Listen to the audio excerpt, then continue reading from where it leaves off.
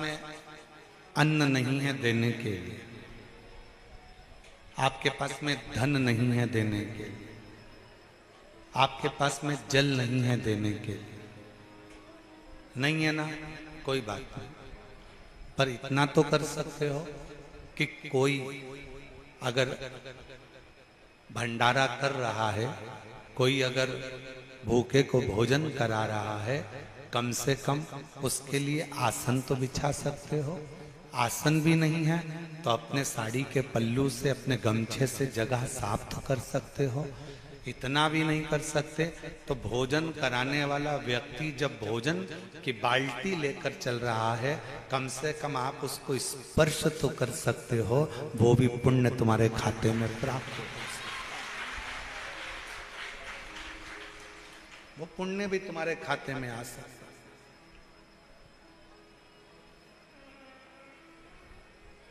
कल हम देख रहे थे लोग पानी की बोतल बांट रहे थे,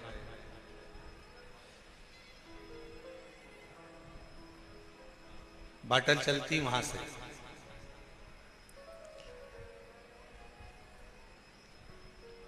इतना बड़ा किरीट ले लिया, छोटी छोटी बोतल, जितने की भी उसने लिए हो, 150 रुपए जितने की। अब बोतल ली बिमला बाई ने,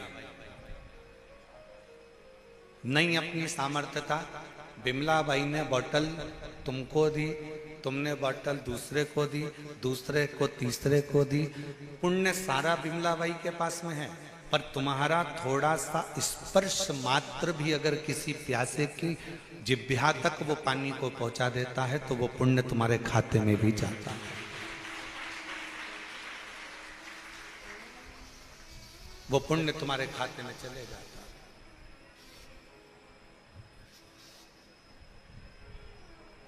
और वो पुण्य कोई साधारण नहीं है, वो पुण्य कोई साधारण नहीं है। वो पुण्य, हम आप लोगों से एक बात कहें, कुबेरेश्वर धाम में आते हो ना तो थोड़ी सेवा का क्रम धारण करा करो। कहीं कचरा पड़ा है उठाकर डस्टबिन में डाल दो।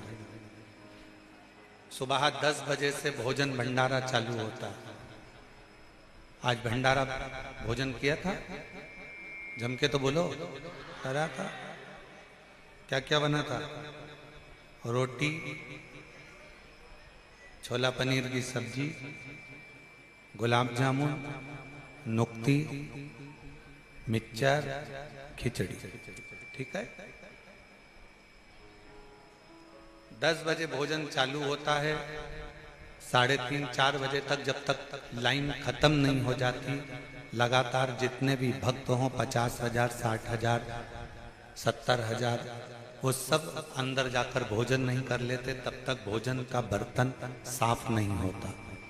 बर्तन को तब साफ किया जाता है जब आखिरी का व्यक्ति भोजन कर ले। अब बनाने वालों ने भोजन बनाया, दानदाताओं ने दान देकर भोजन का व्यवस्था करी।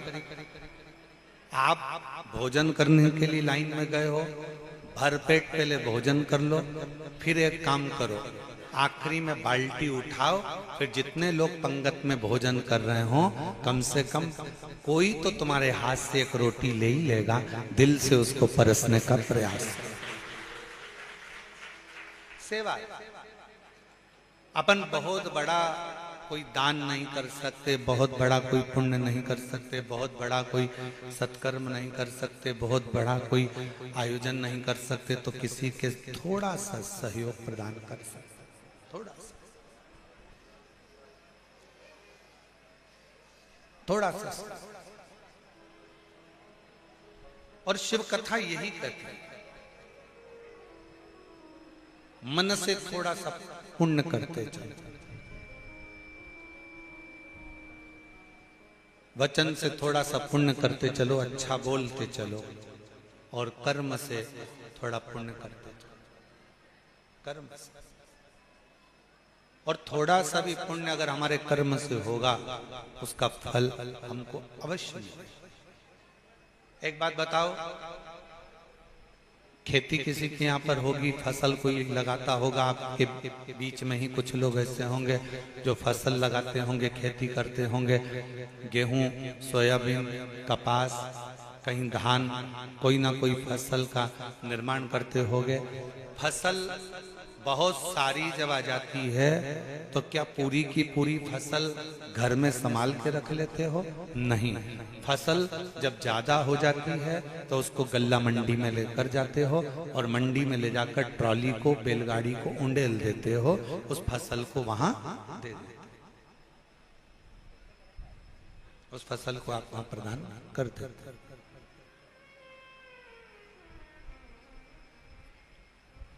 फसल ज्यादा हो गई, उसको गल्ला मंडी तक ले गए, दे दिया।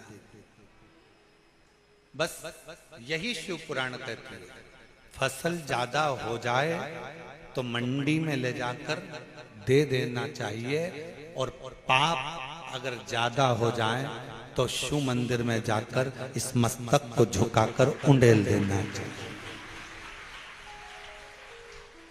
क्यों दुख आता है? पूर्व में हमने जो कर्म करा, पूर्व में हमने कोई बेकार कर्म करा, पूर्व में हम कोई गलत कर्म कर दिए, उसका भोग हमको इस मानव देह में भोगना पड़ा।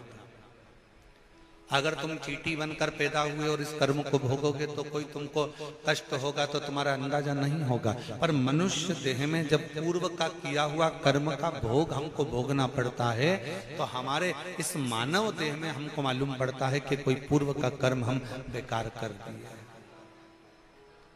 कोई पूर्व का कर्म हमने बेकार कर लिया।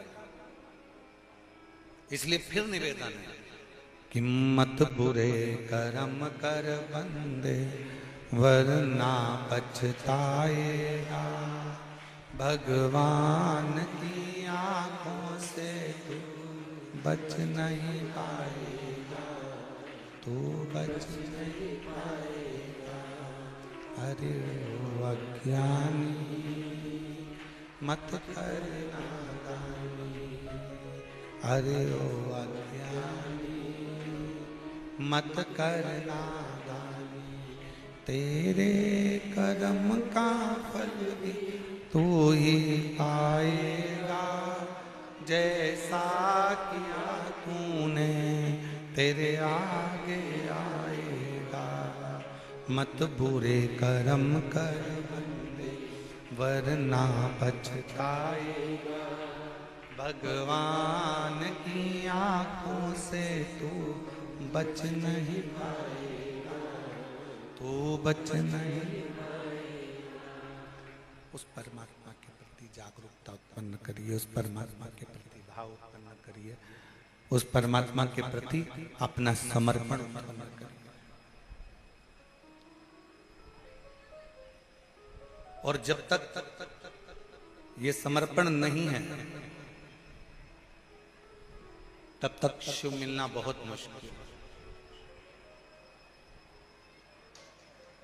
शंकर भगवान को पाने के लिए तुम्हारा पूर्ण समर्पण बहुत जरूरी है, बहुत जरूरी। फोन पर बात कर रहे हो, मोबाइल पर बात कर रहे हो, बात कर रहे हो पत्नी से, बात कर रही हो पति से, फोन पर समझ में आ जाता है कि मेरे पति का दिल मेरे से बात करने में नहीं लग रहा। फोन पर समझ में आ जाता है कि मेरी पत्नी मुझसे सही तरह से बात नहीं कर रही। बोलो सही है कि गलत है? एक बहन भाई को फोन लगावे मायके में और भाई अगर अच्छे से बात ना करे तो बहन को समझ में आ जाता है कि भैया का दिल नहीं है बात करना। भाभी से बात करे, भाभी का दिल नहीं है बात करना। एक माता पिता अपने बच्चों से बात करते हैं, विदेश फोन लगाते हैं और बच्चा अच्छे से बात नहीं करता तो माँ बाप को समझ में आ जाता है कि मेरा बच्चा अच्छे से बात नहीं करता।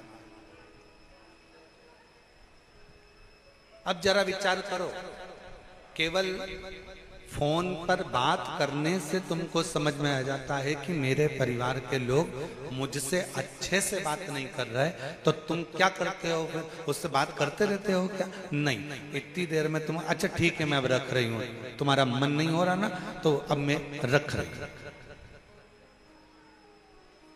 तेरा दिल नहीं है ना मुझसे बात करने का तो मैं रख रही। मैं रख रहा हूं।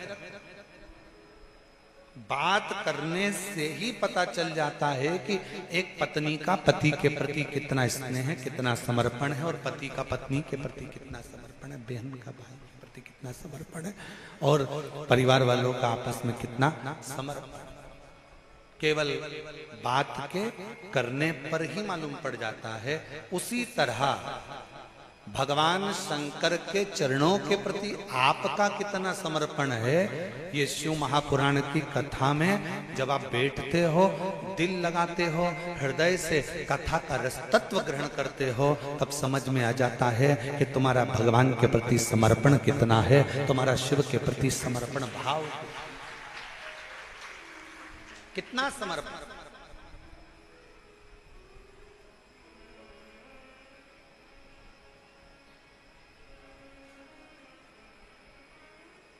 कितना अच्छा कार्य किया है शिव तीर्थ प्रतिष्ठान औसा लातूर वालों, तुमको धन्यवाद देता हूं। आप लोगों को बहुत बहुत धन्यवाद। नहीं तो कथा कैंसिल होती है और कथा लोगों को फिर सुनने को नहीं मिल पाती, पर औसा लातूर वालों ने इस कथा को ऑनलाइन कराकर संपूर्ण औसा लातूर का आज गौरव बढ़ाया है कि हमारे लातूर वालों ने इस कथा को ऑनलाइन कराया। लोग अपने घर में बैठकर श्रवण कर, ऑनलाइन श्रवण कर। अब वो तो तुम शंकर भगवान के बिगड़े हुए बच्चे हो, तुम ऑनलाइन की जगह ऑफलाइन बैठे हो, है? तो ये तो शिवजी भी सोचते होंगे, इतना धूप पड़ रहा है, इतनी गर्मी है, ऑनलाइन के चक्कर में महाराज ने टेंट नहीं लगवाया, क्योंकि ऑनलाइन थी। अब इसमें अगर टेंट लगवा देते, अब हम तो कहेंगे ऑफलाइन कथा, वो गुरु पूर्णिमा के समय पर 5 दिन की शिव महापुराण की कथा जो गुरु पूर्णिमा महोत्सव पर होगी, वो ऑफलाइन है, उसमें आओ। पर आप लोगों का प्रेम इतना है कि वो भले धूप पड़ रही हो, गर्मी पड़ रही हो, फिर भी लोग धूप में बैठकर, जमीन पर कोई फर्श नहीं है, वहां बैठकर बाबा की कथा का रस तत्व ग्रहण कर रहे हैं। कई लोग आम के पेड़ के नीचे 4 दिन से एक जैसे पड़े हुए हैं और कथा का रस तत्व ग्रहण कर रहे हैं। ये शिव की भक्ति,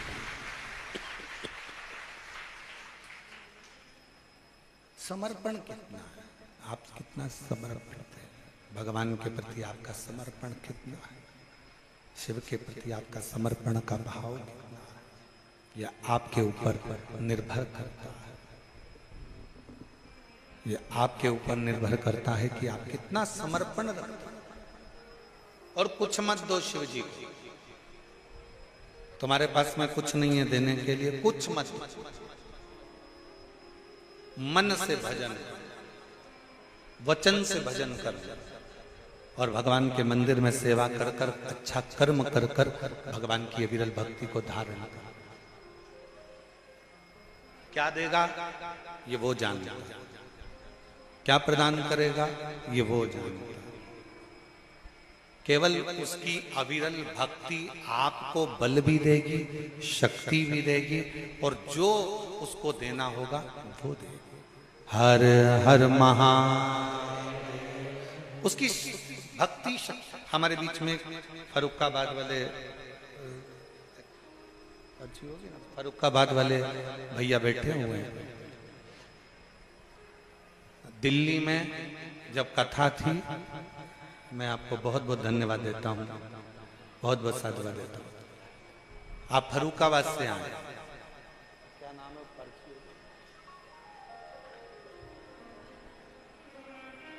शुभम सिंह राठौर,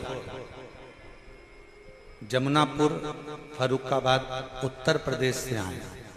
एक बार इनके लिए जोरदार ताली बजाए। बहुत तकलीफ में थे,